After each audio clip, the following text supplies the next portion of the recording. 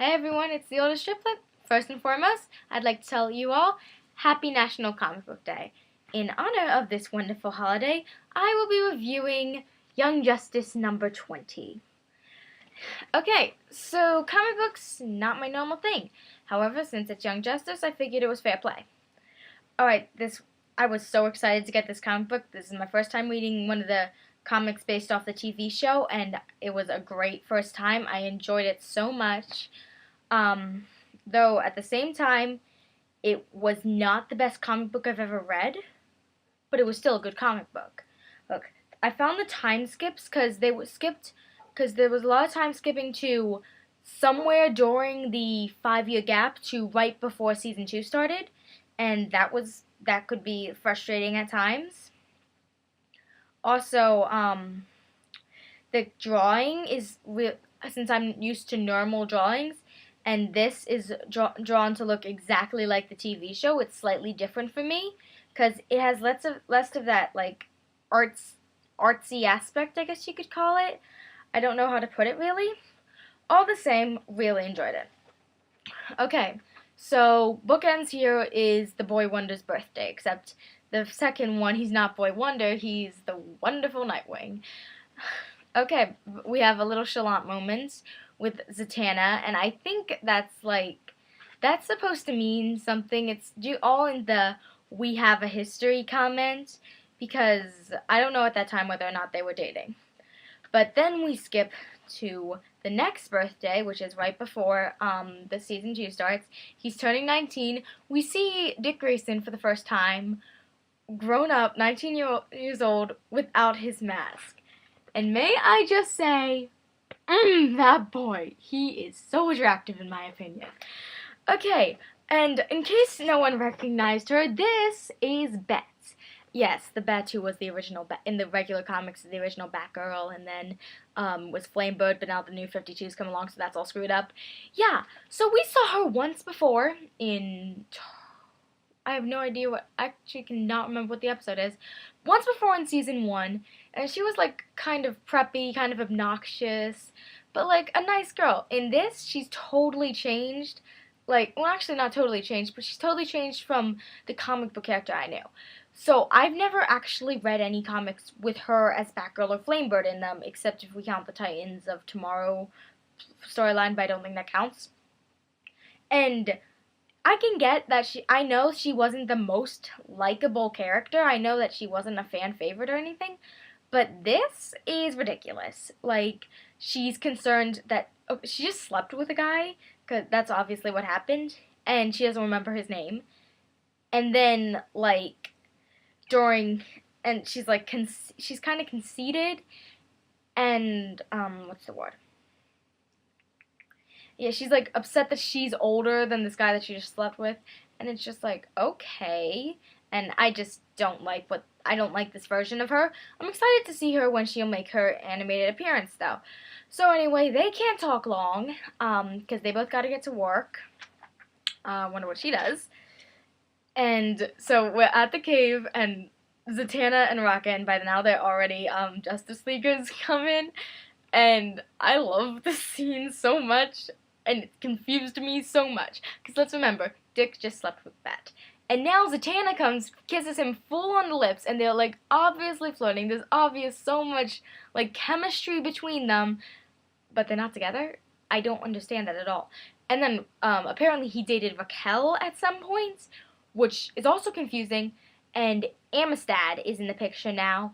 And he wasn't even in the picture. Bumblebee told Raquel before they left. It was just, she was like, I want to see the latest pictures of Amistad. Okay, for people who don't know, because this is probably not common knowledge, Amistad is Raquel's son. Because I know I mentioned this before. Raquel, first woman in the DC, first teen mom in the DC universe to actually, I'm pretty sure plenty of girls got pregnant, but they had abortion, so they gave it up for adoption. And she's the first person to actually kept the child and was a mother to it. So that's one of the reasons she's special. She's also special because she's freaking awesome. But apparently in this version she has her son. Slightly worried because I have one person in particular I really hope's the father, Calder. But I really want to know where they go with that, and I shouldn't be surprised. They brought Lee and Harper into it. Why shouldn't they bring Amistad? Okay, blah, blah, blah.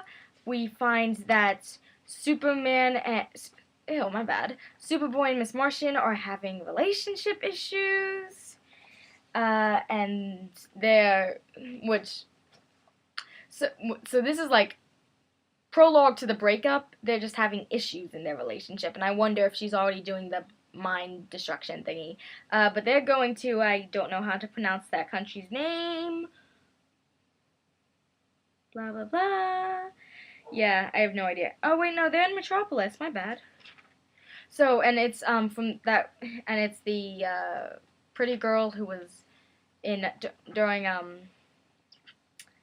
yeah, this is the country that's right next to Bialya, which I don't remember the name of. Karak? I don't think that's how you pronounce it. And there's also, so that happens, and we can also see this is before, at least, the part of the timeline we're in, it's before Beast Boy, Logan is Beast Boy. Okay, so then we switch to the other team, which is Nightwing and Cassie. And Cassie was just picked for Alpha Squad, so she's really excited. And imagine being in her shoes. Nightwing just picked you to be on Alpha Squad. You're the newest member of the team. You're gonna, no matter what you do, you're gonna be pretty excited. And they even reference how Nightwing said it's no problem to be enthusiastic. Heck, when I first started, I couldn't stop laughing. There's a video you can go look up. It said like Robin's Laugh season 1 or something. He was always laughing, so it's really true. Okay, so they're going to recruit Jaime Reyes. Blah, blah, blah. We go back to the thing in Metropolis, and then we go back in time to Karak. And we see the thing that was mentioned in season 2, episode 2, about Superboy picking Miss Martian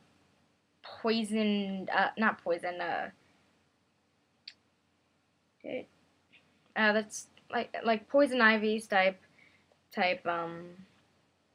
plants or whatever.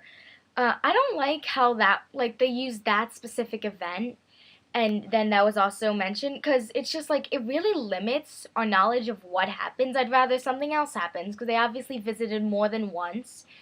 But, anyway, I do not run the show. They, back at the first time, before all of this, they meet Clark Kent, and I don't understand, because he said, just call me Clark. But Superboy didn't recognize him at all. It was, like, their first time meeting. But, Superman told him his name was Clark. So I'm kind of confused on that front. Oh, and Marie says Megan is her daughter, which I thought was so cute. Very well done. So, yeah, we go back to... they're doing it by Team Year 1 and Team Year 5, and I should probably do that too. So we go back to Team Year 5, another meeting, another Superboy, Superman meeting, except now they really know each other. We go back to Nightwing and Cassie, and... they're talking about Jaime, and apparently, like, this guy, a lot of the heroes really like this guy, but he doesn't have any training. So, yep, they're just there to recruit him. That storyline is not the most entertaining in the world. Back to Team Year 5 in Karak. Devastation is after someone. And so, they're, like, kind of moving in on Devastation when suddenly both Superman and Superboy disappear. Okay. And some person's gathering them. So, that concludes this one. So, I really liked this one. Yeah, like, I'm not used to the art style because I'm used to the regular comics, but I like it. I like how it's filling in a lot of the blanks. So, all in all, good comic, and I should probably be gone. So, see y'all later.